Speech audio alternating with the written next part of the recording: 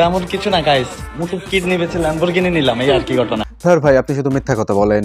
Motor kidney আবার বেচলেন কই? দুইটা তরতাজা কিডনি অমনি রয়েছে, দেখাই যাচ্ছে। বুঝো না এই ব্যাপারটা?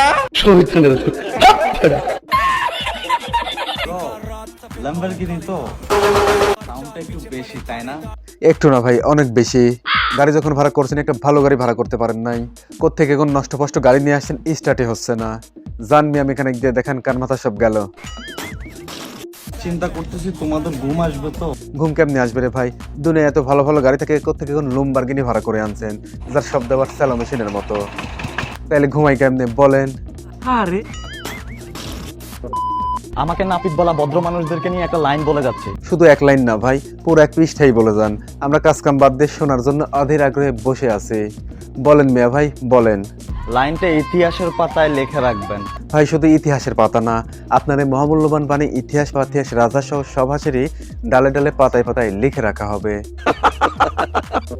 লাইফে এমন কিছু করব না যেটা তোমাদের স্বপ্ন হয়ে থাকবে কিন্তু পূরণ করতে পারবে না।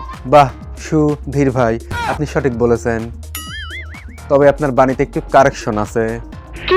আপনি যেটা স্বপ্ন দেখেন আর পূরণ করেন, সেটা আমরা পূরণ করা তো দূরের কথা, স্বপ্নও দেখি না।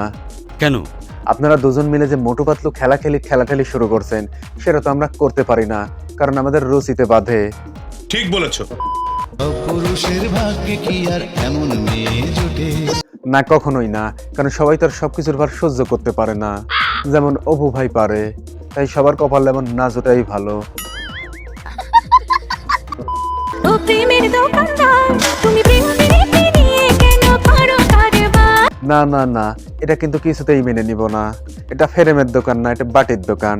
দোকানের নামে উল্টাপাল্টা কথা বললে কিন্তু আপনার কাছে বাটিই বেচবো না। ও প্রেমের দোকানদার, তুমি প্রেম প্রীতি নিয়ে কেন করো কারবার? আগেরটা তো বাটির দোকান ছিল, কিন্তু এটা বাটির দোকান না কিসের দোকান আর কিসের কারবার সেটা পাবলিক ঠিকই বুঝে গেছে। আর হ্যাঁ, লিজেন্ডদের দৃষ্টি আকর্ষণ করছি, আপনাদের সেমাই খাওয়ার দাওয়াত রইল। আরে এ অপু ভাই, আরে ভাই আমরা তো পাশে আছি নাকি, একটু খেয়াল করবেন না মিয়া? আমি সেই গল্পের বই। কোন গল্পের বড় ভাই? শারীরিক শিক্ষা নাকি কৃষি শিক্ষা? একটু বলেন, আমরা একটু পরে দেখতাম আর কি। যে বই সবাই পড়তে পারলেও অর্থ বোঝার ক্ষমতা কারণে। আগে বলেন তো, অর্থ বুঝতে না পারি দরকার হলে আবারও নতুন করে স্কুলে ভর্তি হব, তাও যে কোনো স্কুল না, অপু ভাই অদরকারি প্রাথমিক বিদ্যালয়।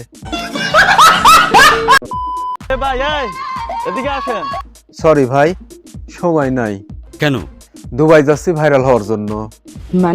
মানে একটা ল্যাম্বরগিনি ভাড়া করবো আর একটা মোটো অথবা পাতলা জোগাড় করে মজ মাস্তি করবো, আর লোকজনকে বলবো ল্যাম্বরগিনি তো, তাই সাউন্ডটা একটু বেশি।